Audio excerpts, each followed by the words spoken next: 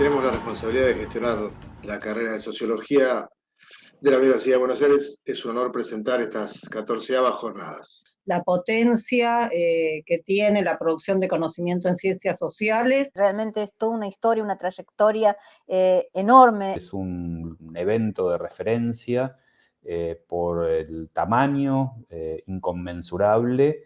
Lo interesante es lo que viene, queda una semana de trabajo, de intercambio, de debate. Dejamos abiertas entonces formalmente estas 14ª jornadas de nuestra carrera de Sociología.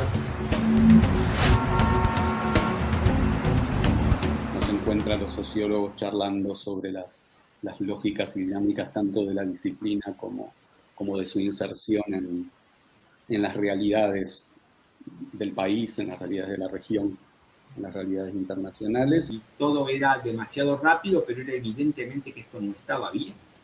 Fue una situación de mucho estrés y de muchas idas y vueltas y muchas discusiones internas. Desde mi óptica, esta pandemia estaba anunciada, por supuesto, no sabíamos que se iba a dar en el 2020 o en el 2019.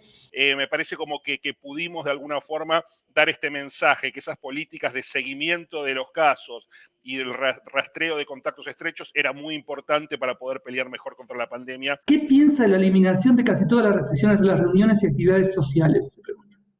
46% dice fue apresurada. Aún hoy dice fue apresurada. Y solo 17% dice tendría que haberse decidido antes.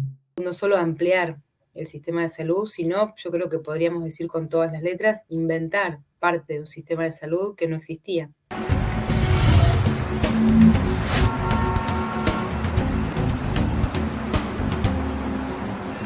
Buenas tardes a todos, todas y todes. Este es el segundo día de nuestras jornadas de Sociología de la Universidad de Buenos Aires. Les doy la bienvenida a esta actividad que hemos decidido denominar Las mujeres y la gestión pública, una agenda en construcción. En principio, la pandemia generó un drástico cambio en la organización de todo lo que tiene que ver con la salud y generó una situación que hizo que fuera mucho más importante el funcionamiento en red, ¿no? Que de alguna manera están en el lugar de los femeninos, ¿no? Porque nos leen los cuerpos, porque nos las ponemos, etcétera. Pero bueno, hay un lugar de las mujeres y hay un lugar femenino socialmente construido, ¿no? Y hay una experiencia femenina. Teníamos una brecha muy importante en la tasa de actividad de 21 puntos porcentuales, una brecha importante en los niveles de desocupación, sobre todo en las mujeres menores de 30 años, que son las que más cuidan, ¿sí? Y que por lo tanto son las que tienen niveles que normalmente duplican, y ahora lo vamos a ver, en pandemia llegaron a triplicar el promedio de la población.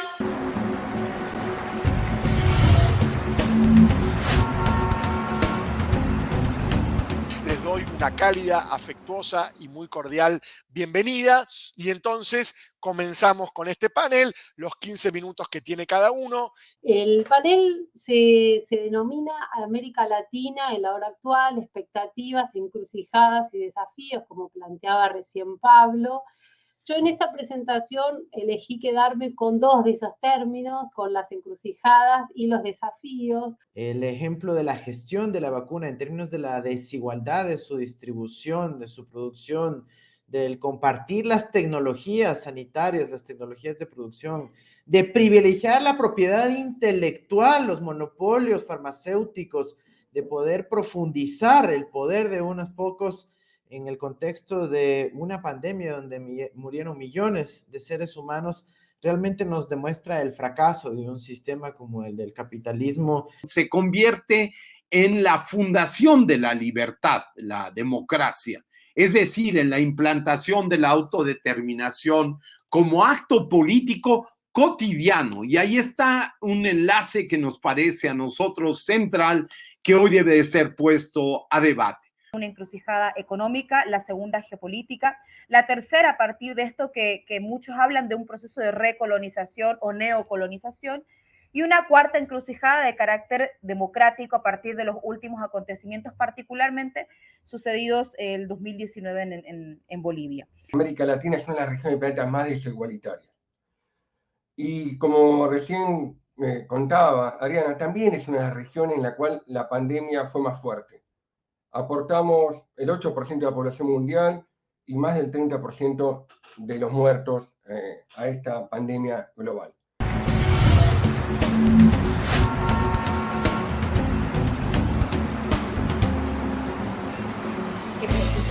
Trabajar el hábitat popular, las organizaciones barriales y las políticas públicas en la región metropolitana de Buenos Aires, influidos, muy atentos a que se están cumpliendo ahora 40 años de las ocupaciones fundacionales que produjeron los primeros asentamientos planificados en San Francisco Solano.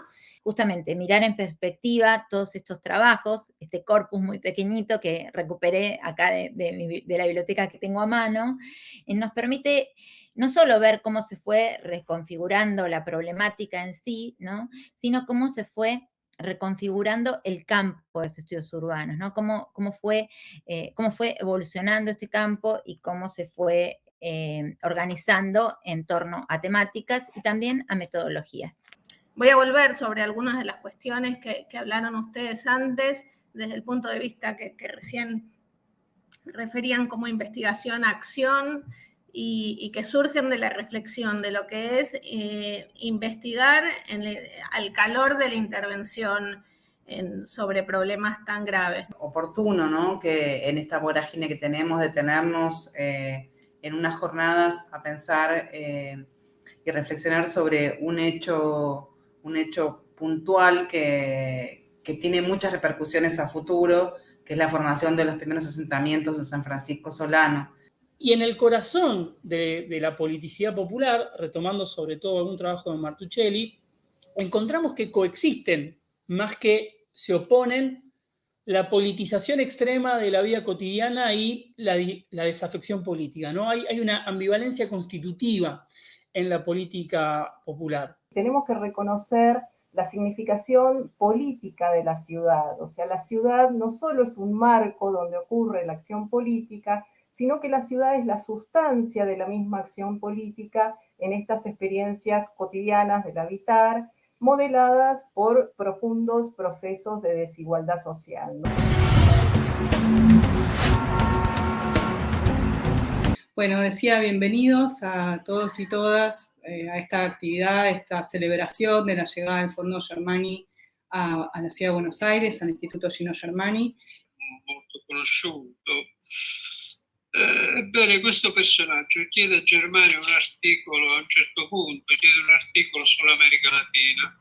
Acá de la acción social y de la agencia, en este caso justamente me refiero a esos dos conceptos porque estamos hablando de un archivo de un agente social, ¿no es cierto? No un archivo de una institución. La distancia social es un elemento fundamental para comprender las clases sociales. La encuesta incluye un test muy lindo de distancia social. Que una universidad siempre es un ejercicio en relación a la memoria, es un trabajo sobre las tradiciones. El capitalismo y democracia no presentan una conexión intrínsecamente necesaria, lo cual es por supuesto objeto de preocupación e incita a nuevas búsquedas, a nuevas alternativas emancipatorias. Es un gusto poder cerrar esta mesa, que es una mesa con un enorme compromiso para nosotros como instituto, no solo porque la repatriación del fondo significó mucho trabajo, mucho esfuerzo, y va a significar mucho más trabajo y esfuerzo en el mediano plazo, sino además por el papel simbólico que tiene esta repatriación.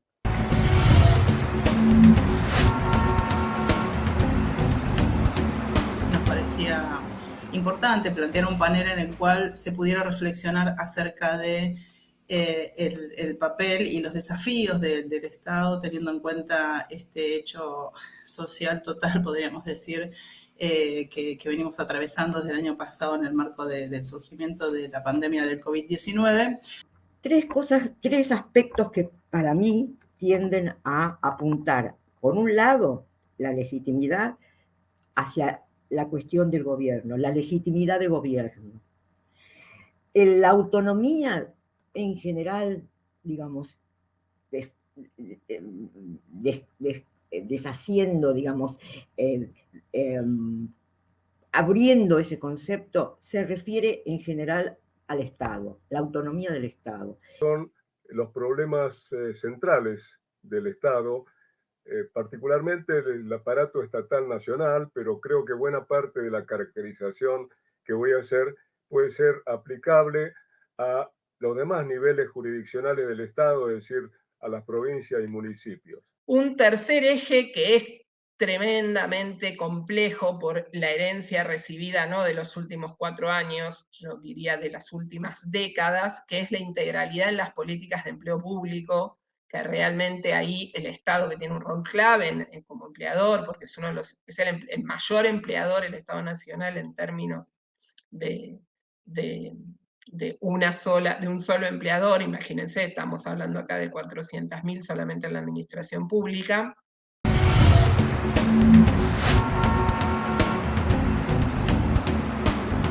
Contamos con la presencia, en primer lugar, de Huan Chenxi, de la East China Normal University de la ciudad de Shanghai, de China, que nos va a hablar de las funciones y los roles del trabajo social y sus implicaciones en la pandemia. Give a presentation in such a great opportunity. Actually, it is my first time to discuss academic issues with Blind in Argentina. Contamos con una participación de el profesor Kun Chang en la palabra de Hu Zizhu, doctora de la Universidad de Shanghai, que nos va a hablar de las representaciones de Argentina y China en la prensa durante la pandemia. Este proceso de construcción se basa en la estructura de conocimiento que ha tenido. Ver y mirar es una cosa, comprender y percibir es totalmente la otra. También contamos con Fortunato Malimachi, que es director del Centro de Investigación Mixto Internacional, Globalización y Sociedad, con doble dependencia en CONICET y en la Shanghai University. En esta cooperación, que el gobierno chino lo hace de larga data, es verdad, que en esa cooperación el gobierno chino la mantiene con la mayoría de los países de América Latina, y si uno, hay bastantes publicaciones sobre esta, y verá que mucho de esa cooperación del gobierno chino se hizo con Venezuela, también con Cuba, con México, con Brasil, con Argentina, y que en esa cooperación, recuerden, hasta el 2019 era la idea de una relación estratégica integral.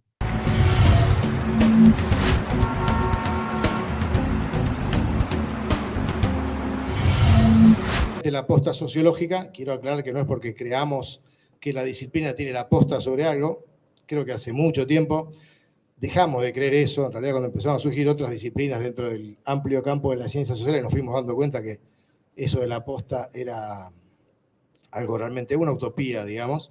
Pero sí me gusta señalar el espíritu de posta, podemos decir en el viejo espíritu helénico, ¿no?, de que uno le va pasando la posta a otro o a otra que viene, y se produce así una suerte de conversación, podríamos decir infinita, o en todo caso extensa, donde podríamos decir que no hay un comienzo, no hay un final, y felizmente la conversación disciplinar nunca termina, y la conversación con otras disciplinas menos aún. Y recordar que esta actividad es nuestro homenaje colectivo, grupal, colaborativo, como solemos trabajar en la carrera de Sociología, a 5 pioneros y pioneras que nos abandonaron este año, que son Horacio González, Alcir Argumedo, Miguel Teubal, Leonor Arfuch y y Susana Checa.